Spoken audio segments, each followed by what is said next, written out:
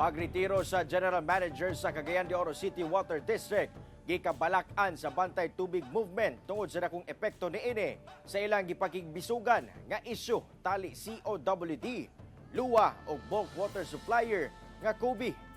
Ani ang report. Nag-file na og early retirement ang regular General Manager sa Cagayan de Oro City Water District nga si Engineer Antonio Yang. Ang gitumbok nga rason sa opisyal ang giingong kahimtang sa iyang panlawas.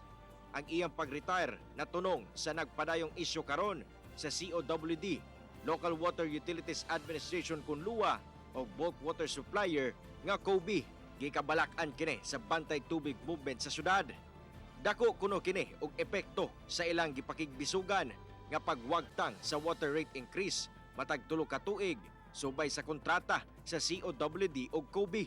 Uban lang sa panginaot nga unta kung kinsa man ang makalingkod sa pagka-general manager, suportado unta niya katong 17,280 nga ma-resign or ma-amend ang contract. Ang desisyon ni Yang girespeto sab ni Cagayan de Oro City Mayor Rolando Uy nga mo'y nag-appoint niini sa pwesto. Sa karon, wala unay gipili ang mayor nga muhulip kang Yang, sanglit ana gyapon ang presensya sa interim general manager o board of directors gikan luwa. Unta magsabot-sabot mo pangit kay mauman ang pagpadala diha sa luwa pagresolbar sa maong problema, kinahanglan sabot-sabutan mapangitaan yung paagi nga dili gyud maayo nga imisog, dili maayo nga ikuan ng mga garbo, kundi pangitaan gyud og paagi nga maresolbar. Kauban si Jaybert Pairat o Roland Cañas sa kamera.